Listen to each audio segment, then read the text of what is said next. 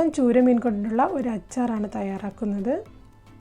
ഇപ്പോൾ അച്ചാർ തയ്യാറാക്കാൻ വേണ്ടി ഞാൻ മീനിനെ കട്ട് ചെയ്ത് ചെറിയ പീസാക്കി എടുത്തിട്ടുണ്ട്. മുള്ളൊക്കെ മാറ്റിയിട്ടുണ്ട്. നമ്മൾ അച്ചാർ തയ്യാറാക്കാൻ വേണ്ടി എടുക്കുന്ന മീനിൻ്റെ മാംസം കുറച്ച് ഉറപ്പുള്ളതായിരിക്കണം. അങ്ങനെയുള്ള മീനാണ് അച്ചാർ തയ്യാറാക്കാൻ ഏറ്റവും നല്ലത്. അപ്പോൾ ഇതൊരു 3 കിലോ ഉണ്ട്. ഇനി ഇതിൽ ഞാൻ ആവശ്യത്തിന് ഉപ്പ് ചേർത്ത് കൊടുക്കുകയാണ്.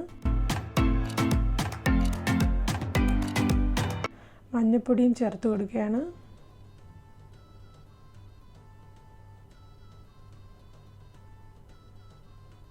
മഞ്ഞൾപ്പൊടിയൊക്കെ ചേർക്കുമ്പോൾ ഒന്ന് നിറം മാറി വരാൻ വേണ്ടി മാത്രം ചേർത്താൽ മതി, ഒരുപാട് ചേർക്കരുത്. ഇനി അതുപോലെ മുളക് പൊടിയും ചേർത്ത് കൊടുക്കുകയാണ്. മുളക് പൊടിയും ഒരുപാട് ഇടരുത്, ഒന്ന് നിറം മാറി വരാൻ വേണ്ടി മാത്രം. അല്ല, നമ്മൾ ഒരുപാട് ഇടുകയാണെങ്കിൽ നമ്മൾ ഫ്രൈ ചെയ്തെടുക്കുന്ന സമയത്ത് അത് കരിഞ്ഞു പോകും. അതുകൊണ്ട് ഒരു ലൈറ്റ് ആയിട്ട് മാത്രം ചേർത്ത് കൊടുത്താൽ മതി. ഇതൊരു 20 മിനിറ്റ് റെസ്റ്റ് ചെയ്യാൻ വെക്കണം. ഈ ഒരു രീതിയിൽ മാത്രമേ ആവാവൂ, ഒരുപാട് ആവരുത്.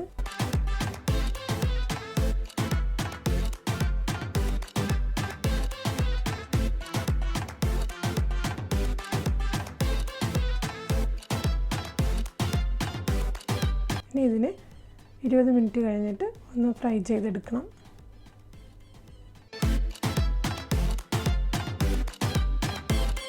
നമ്മൾ സാധാ ഫ്രൈ ചെയ്തെടുക്കും പോലെയല്ല, നല്ലതുപോലെ ഒന്ന് ഫ്രൈ ആയി വരണം. കുറച്ച് കട്ടിയിൽ തന്നെ വരണം. അങ്ങനെ ചെയ്യുന്നതാണ് അച്ചാർ ഉണ്ടാക്കാൻ നല്ലത്.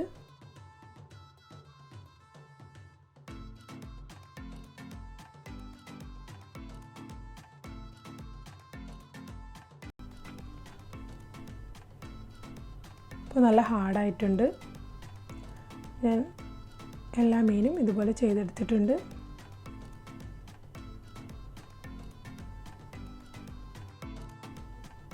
ഇനി അടുത്തത് വേണ്ടത് 1 കപ്പ് ഇഞ്ചി പേസ്റ്റാക്കി എടുത്തതാണ്. വെളുത്തുള്ളിയും അതുപോലെ തന്നെ പേസ്റ്റാക്കി എടുത്തിട്ടുണ്ട്, അതും 1 കപ്പുണ്ട്. ഇനി പച്ചമുളക് ഞാൻ എരിയില്ലാത്തതാണ് എടുത്തിട്ടുള്ളത്. കറിവേപ്പിലയും എടുത്തിട്ടുണ്ട്. ഒരു തക്കാളി, ഒരു 6 വലിയ തക്കാളി എടുത്തിട്ടുണ്ട്. ഇത് നല്ലതുപോലെ മിക്സിയിൽ അടിച്ചൊന്ന് എടുക്കണം തക്കാളി.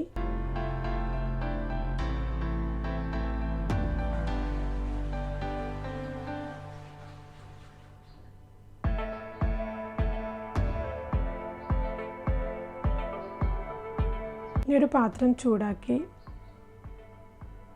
ഇപ്പോൾ പാത്രം ചൂടായിട്ടുണ്ട്. അതിലേക്ക് ഞാൻ 1 കപ്പ് നല്ലെണ്ണയാണ് ഒഴിക്കുന്നത്. ഇപ്പോൾ നമുക്ക് 1 കപ്പ് നല്ലെണ്ണ ഇല്ലെങ്കിൽ 1/2 കപ്പ് നല്ലെണ്ണയും 1/2 കപ്പ് നമ്മൾ ഫ്രൈ ചെയ്തെടുത്ത ആ ഓയിലും കൂടി 1 കപ്പ് ചേർത്ത് കൊടുത്താൽ മതി. ഇനി അതിലേക്ക് 1 ടീസ്പൂൺ കടുക് ഇട്ട് കൊടുക്കുകയാണ്. കടുക് പൊട്ടിയതിന് ശേഷം ഇഞ്ചി ഇട്ട് കൊടുക്കുകയാണ്. വെളുത്തുള്ളി ഇട്ട് കൊടുക്കുകയാണ്. ഇനി നല്ലതുപോലെ ഇളക്കി കൊടുക്കണം. ഇത് പാത്രത്തിൽ പിടിക്കാം.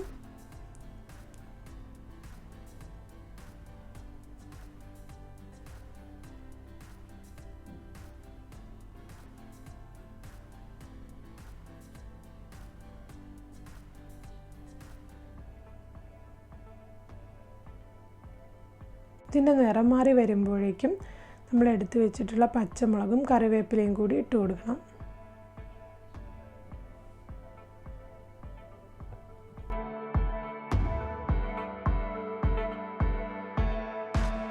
അതും കുറച്ച് വഴണ്ട് വന്നതിന് ശേഷം നമ്മൾ തക്കാളി മിക്സിയിൽ അടിച്ച് വെച്ചിട്ടുള്ളത് കൂടി ഒഴിച്ചു കൊടുക്കണം.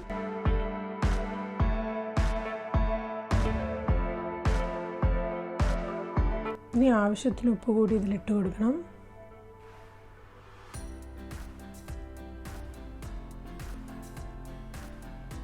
ഇനി ഇത് നല്ലതുപോലെ ഒന്ന് വറ്റി വരണം.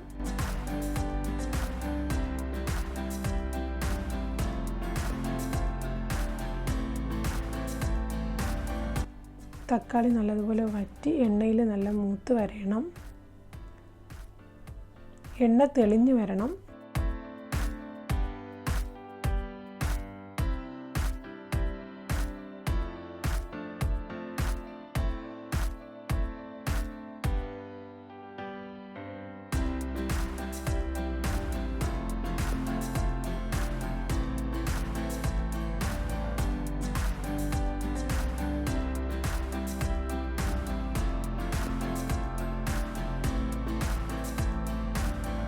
ഇനി എണ്ണ തെളിഞ്ഞ് ഈ ഒരു രീതിയിൽ വരുന്ന സമയത്ത് 1 ടീസ്പൂൺ മഞ്ഞൾപ്പൊടി ഇട്ട് കൊടുക്കുകയാണ്. മഞ്ഞൾപ്പൊടി നമ്മളെ കയ്യിലുള്ള മഞ്ഞൾപ്പൊടിയുടെ ടേസ്റ്റിനനുസരിച്ച് ഇട്ട് കൊടുക്കണം. നാടൻ മഞ്ഞൾപ്പൊടിയൊക്കെ ആണെങ്കിൽ അതിനനുസരിച്ച് കുറവ് വരുത്തണം.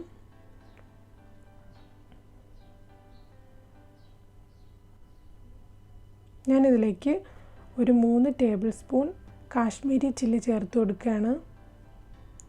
എരിവിനനുസരിച്ച് നമുക്ക് മുളക് പൊടിയിൽ മാറ്റം വരുത്തണം.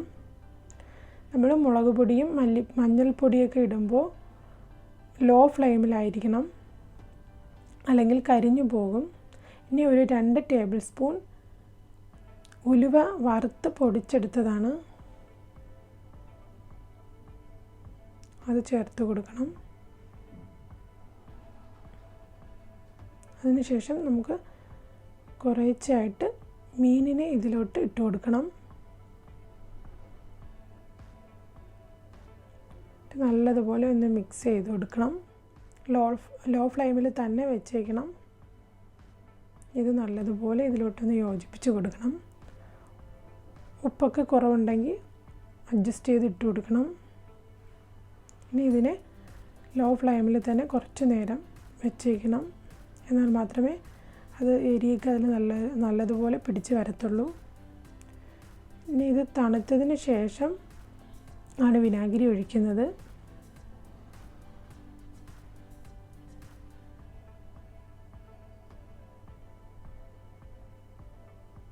തണുത്തതിന് ശേഷം ഇപ്പോൾ നല്ലതുപോലെ തണുത്തിട്ടുണ്ട്. അതിലേക്ക് ഞാൻ ഒരു 1/4 കപ്പ് വിനെഗർ ഒഴിച്ചു കൊടുക്കുകയാണ്.